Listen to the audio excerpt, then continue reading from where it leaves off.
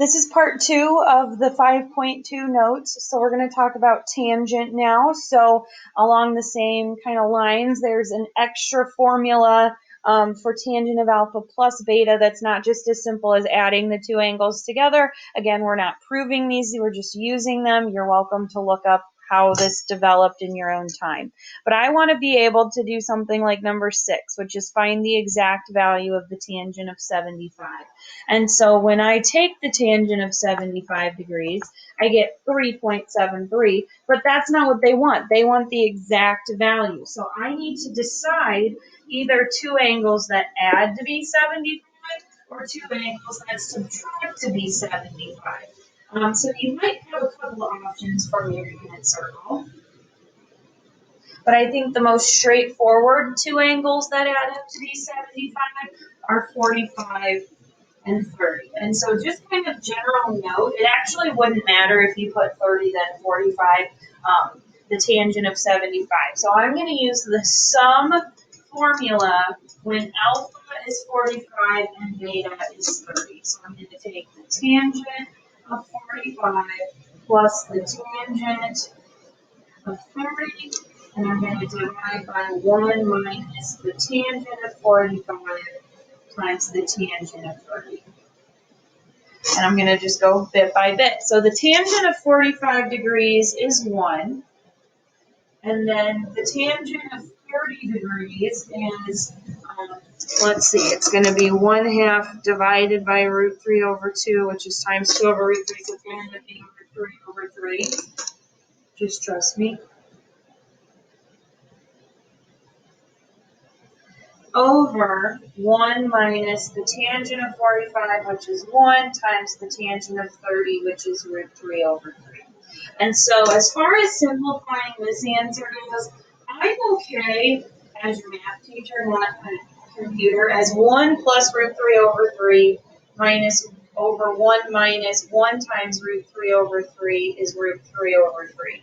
The online homework would want you to rationalize the denominators and not leave a fraction within a fraction. I wouldn't even have you worry about that if we were in school. So that is 100% the answer that I want you to be able to get to, which means that you won't have very many problems on your homework. Exactly like that. Most of the ones on your homework will be like number 8, where they're asking you to work backwards. Find the exact value of the tangent of 10 degrees plus the tangent of 35 over 1 minus the tangent of 10 times 35.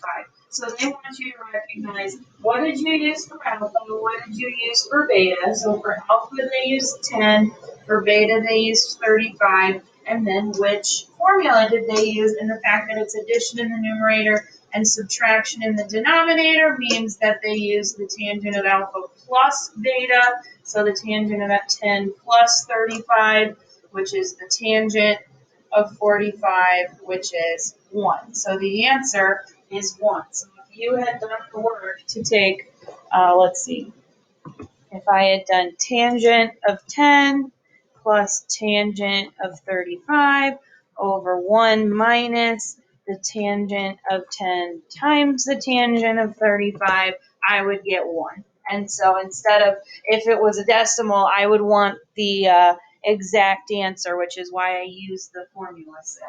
And then number 9, find the exact value of tangent of 4 pi over 3 minus, etc., etc. So they want you to say what is alpha, what is beta, and then they want you to decide did they use the sum or the difference, because maybe or maybe not clearly they used the tangent formula, but just was it the sum or the difference. So alpha is 4 pi over 3, beta is pi over 6. And because there's subtraction in the numerator, they did the tangent of alpha minus beta. So they did the tangent of 4 pi over 3 minus pi over 6.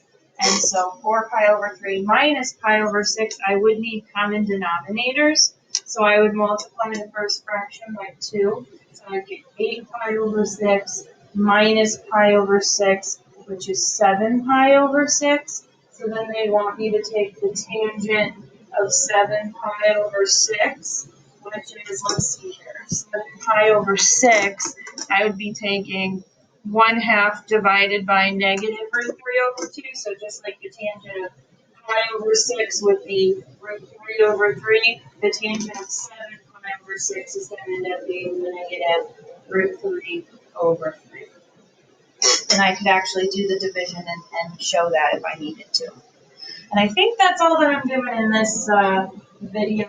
Yeah, and then the third video will be examples 10 and 11. So this one's the short, but the next video